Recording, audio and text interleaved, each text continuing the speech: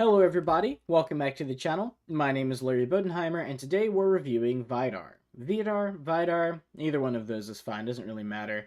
But this is actually pretty retro in terms of remote access Trojans. I'd say Vidar itself is about like 10 years old. However, I haven't seen a variant of this in a long time, and the one we have was actually released to the wild today. So I figured I'd go ahead and review it now. Before we review the malware itself, though, let's take a look in VirusTotal. This only has 9 out of 71 detections, and if we go to details, we can assume that this was released to the wild about 2.5 hours ago and some change. 9 detections is pretty good for malware. However, I'm not going to hold any companies that haven't detected it accountable, because I'm fairly certain that this malware has been packed. And if you're not familiar with what packed malware does, it basically either compresses your program or it compresses and then encrypts it, and once you run it, it decrypts itself and splays out its own code on the fly. Which I'm also led to believe that because the popular threat label is file rep malware and runner. And runner is a backdoor. So if we go to community, though, we have a bunch of people giving some opinions on this. David Richmondly, who I do actually know from the TPSC Security Channel's Discord, flags it as Vidar. It is present on VX Underground. Nike Analytics, they gave it Auto IT Loader, and we've got Vidar here as well. Malware Vidar. So a lot of people are giving it the Vidar classification. Another thing that's making me think this is packed is I actually analyzed this 15 minutes ago, and it had 10 detections. Now it only has 9. So I've got a feeling that these AV engines on VirusTotal aren't necessarily flagging the code itself, but the packer program that this was packed by. Most of these malware samples are packed by UTX, which does have quite a few detections because of that, but there's really no way to know for sure. Getting back into the malware itself, we have 5 tags: portable executable, overlay, corrupt, calls WMI, and detects debug environment. But all of these say detects debug environment and do nothing to stop it. We do have 9 detections. This is detected by Avast, AVG, BKEF Pro, Cylance, Elastic, Harong, Kaspersky, Rising, and Trapmine. So pretty atypical to what we've seen on the channel so far. This time Kaspersky detects it, but Bitdefender does not. And here are your family labels, and threat category is just Trojan.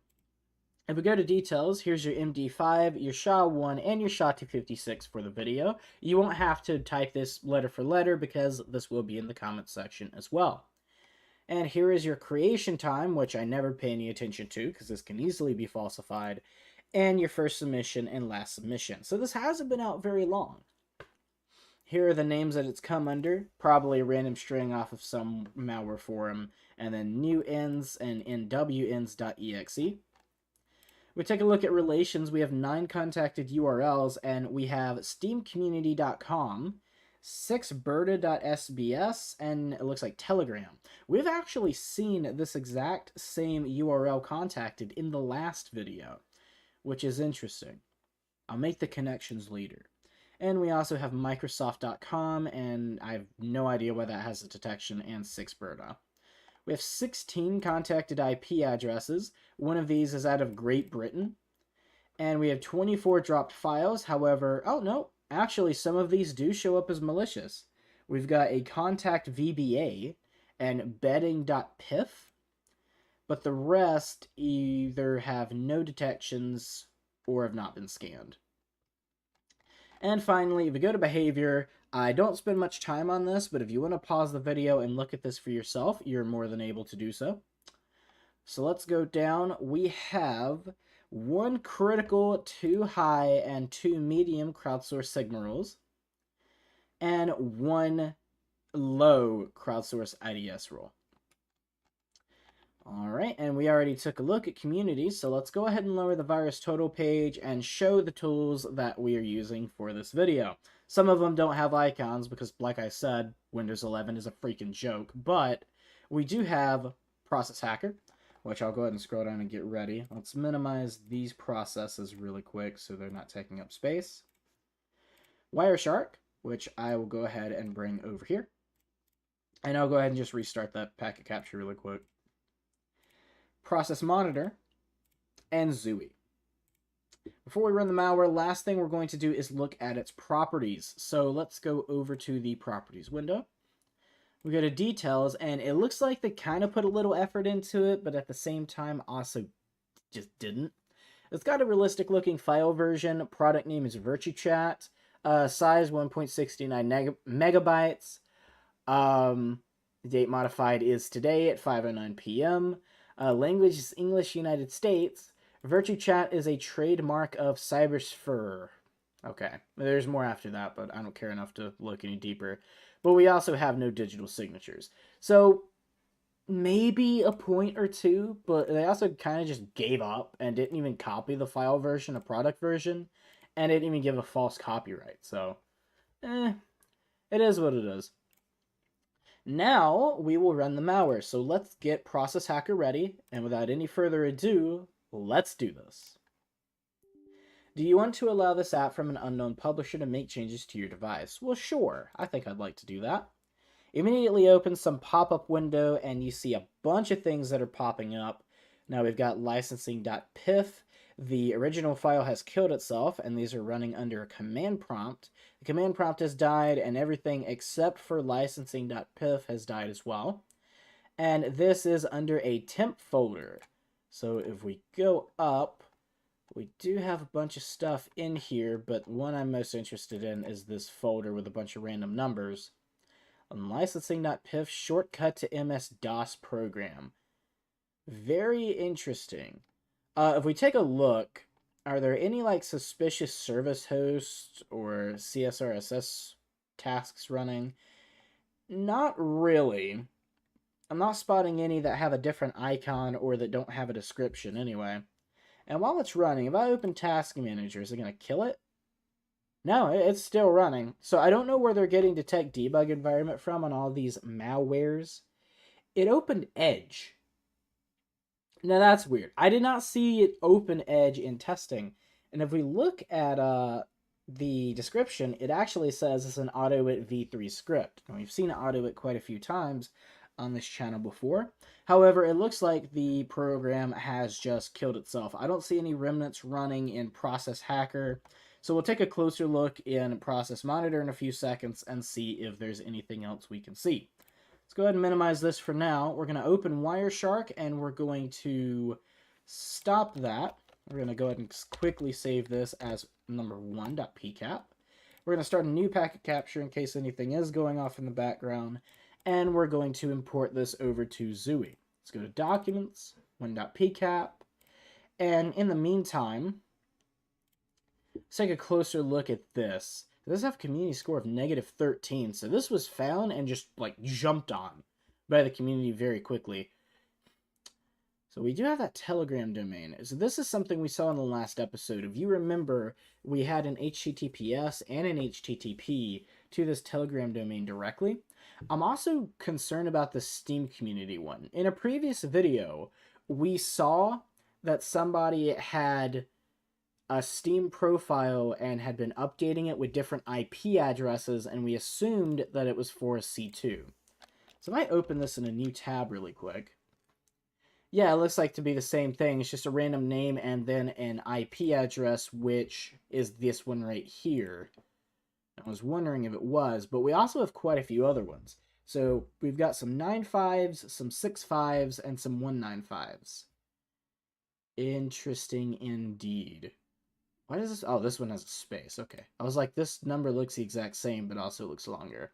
So we'll take a look at those IPs. I'm assuming that all of them are dead, but I am assuming that this one is still operational considering the malware is only like a few hours old. So hopefully we'll get to see something cool from that. We are done in Zooey though, so let's take a look at Wireshark really quick. We got a bunch more data, but it looks like it's just TCP stuff and TLS. I'm not too interested in that. Let's go ahead and query the pool and see what there is to see. There's only 206 rows, but immediately we do have a notice, and I'm assuming this is an invalid certificate. Yeah, invalid server certificate. SSL certificate validation failed with unable to get local issuer certificate. So if we keep looking, We do have some HTTP traffic. Let's open this one really quick. Okay, that's just a certificate authority. Alert 3. What have we got here? ET info observed a Telegram domain. Okay, so the Telegram domain is still operational. Don't know why it wouldn't be, but I'm putting that out there. And if we keep looking, we got another notice, which is too little traffic. Okay. Well, that's odd. So, in testing, we had some different alerts, but I'll try that other packet capture. Here's another one, ET policy, a Spotify peer-to-peer client.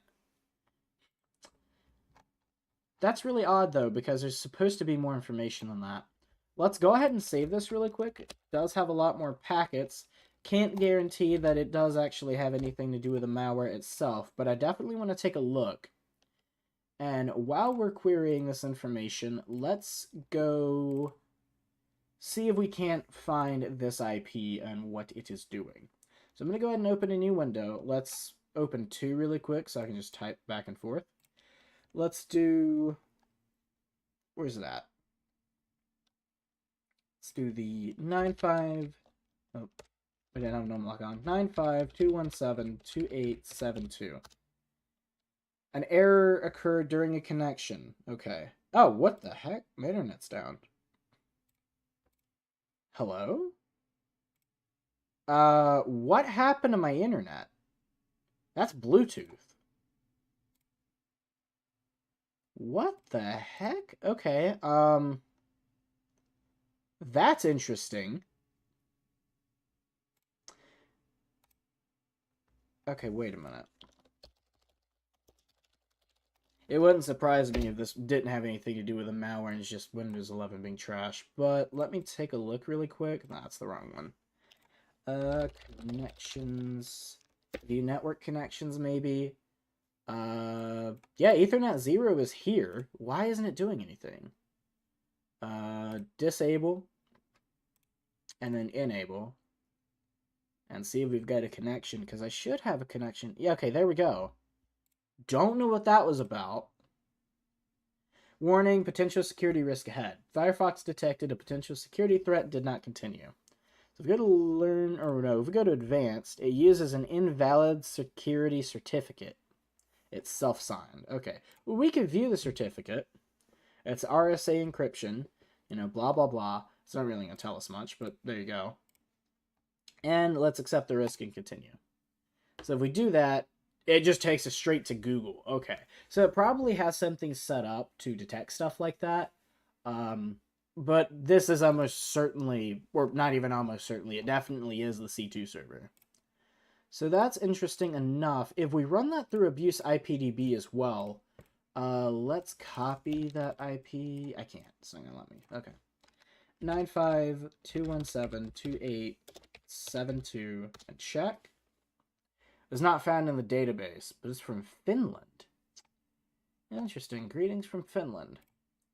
All right. Fair enough. Well, let's pull up that community profile and copy one of the other ones.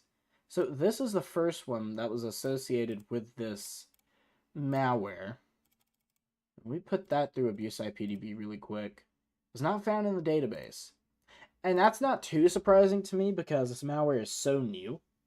But, let's go ahead and try that. And this probably is not going to pull up anything because I'm assuming these IPs are not being used anymore. Yeah, that's just infinitely loading. It's eventually going to time out. Let's try this one. Go ahead and open a new tab. Try to connect to that. I'm going to try to connect to all of them, but I'm fairly certain that we're not going to get anything other than what we got from the newest one. Oh, that one took us back straight to Google too. So, okay. So this, let's go back. This IP and this IP, they're both still operational, but I'm assuming these are going to time out. These aren't being used anymore. Matter of fact, if they were going to do anything, they would have done it by now, so there's no point in even trying. I'll run this last one through abuse IPDB as well. This one's out of Germany and was not found in the database. Okay. Let's do a who is for the newest one. I'm assuming whois would provide the same information for all of them, so I'm only going to do one. And we have, what have we got here? So it's Hetzner Online, Gunzenhausen, Germany. I'm not entirely sure where that is. Not much information. Okay, that's fine.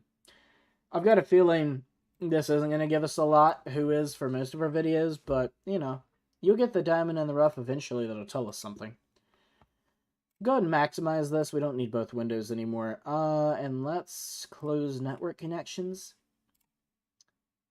Okay, and let's open Zooey, because it's surely done. Yeah, let's query the pool and see if there's anything else. Oh, we have a bunch of alerts now. Okay.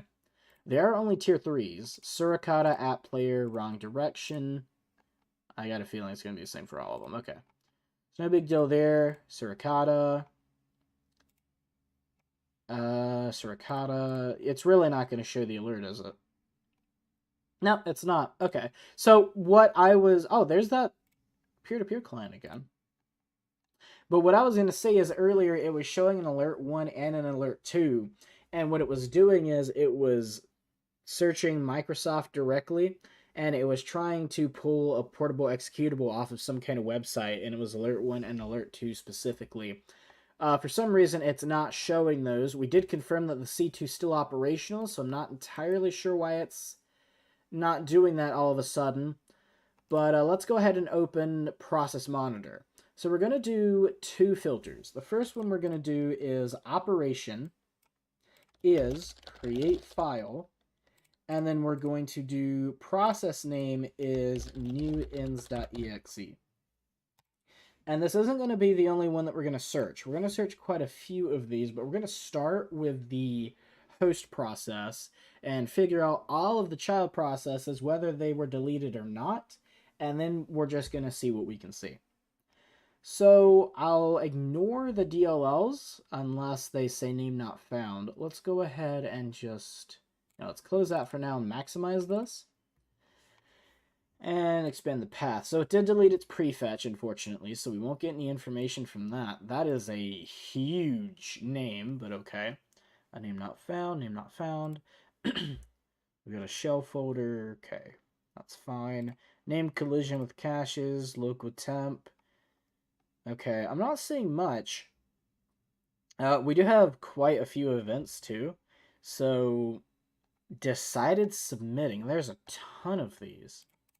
And it says name not found, so it was most likely deleted, but I'll jump to temp and see if we can find anything anyway. So let's do C users, gotta make sure I type it correctly, elect app data local temp. Okay, we've still got that folder, and that licensing file is still here as well, which is interesting. Win11 debloat, yeah, that's fine.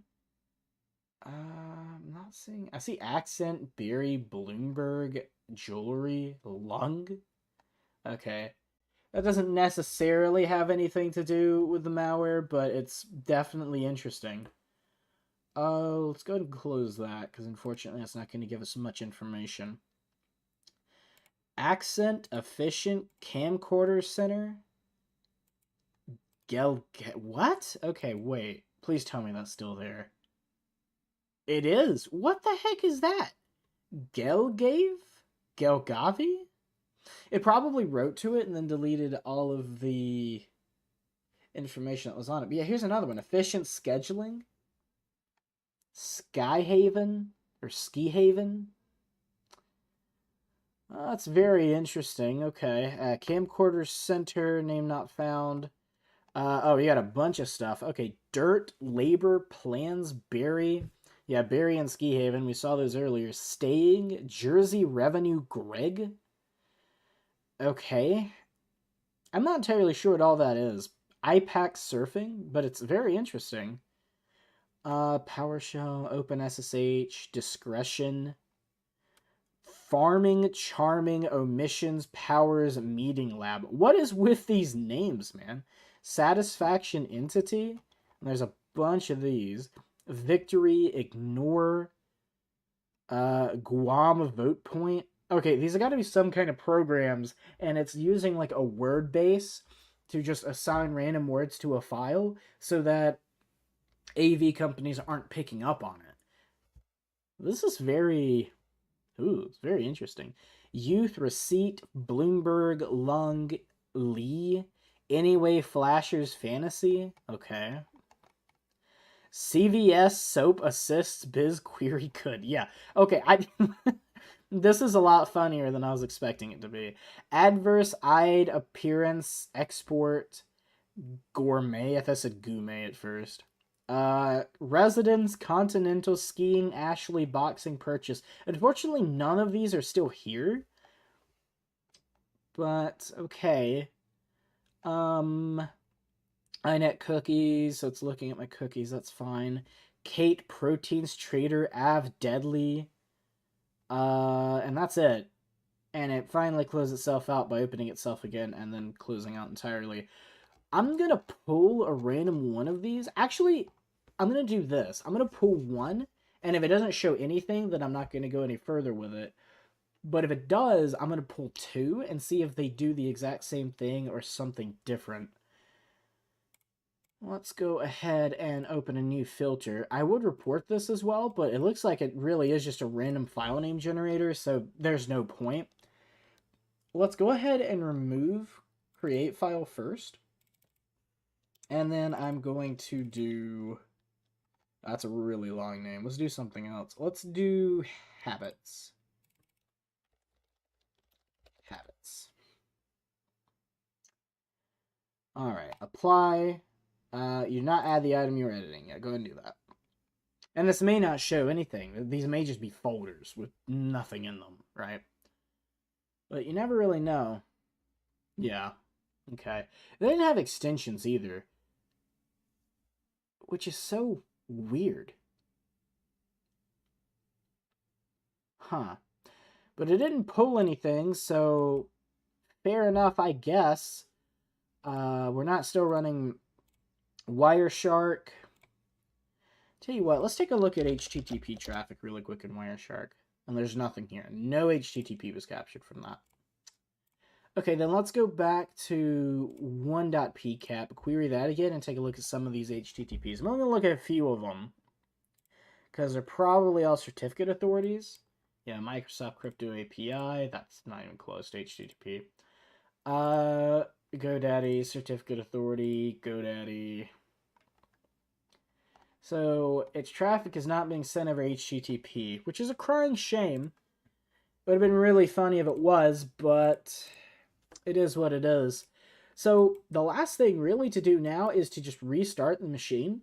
And I'm going to go for the malware analysis folder and process hacker as quick as possible. But I don't think there's much else we can do. So let's restart the machine. I don't think I'm forgetting anything. No, I'm not.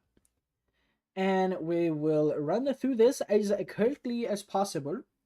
We'll open process hacker to see if there is any persistence, because if it is being persistent, we should see it show up fairly quickly with the startup process for the computer. But if there's nothing there, then I think we're going to wrap up the video. If there is, I may try to... Be serious? I may try to run another packet capture really quick and see if I can recreate that alert. Matter of fact, I'll open this now just to be safe. I did see a weird pop-up. I don't know if you guys saw it, but it was like an outline that flashed and immediately went away. Let's go ahead and open this really quick and just have it running. But I've got a feeling we're not going to see anything. So this may very well be just an InfoStealer variant of Vidar, or Vidar, or whatever you want to call it. Because I'm not seeing anything too suspicious that's running. There's nothing that doesn't have any descriptions, except for, memory compression and the registry. And I'm not seeing... Yeah, even the new service hosts that are being made, they have the correct description and a decent private byte size, so... I don't know. I guess that's it. That's surprising to me, because I was expecting something else to show up. But yeah, that's going to be it for Vidar, or Vidar. I hope you guys did enjoy the video. If you're new to the channel, please make sure to leave a like and comment down below if there's anything I did not do in this video that you want to see in the future. My name is Larry Bodenheimer, you guys have been amazing, and I will see you in the next one.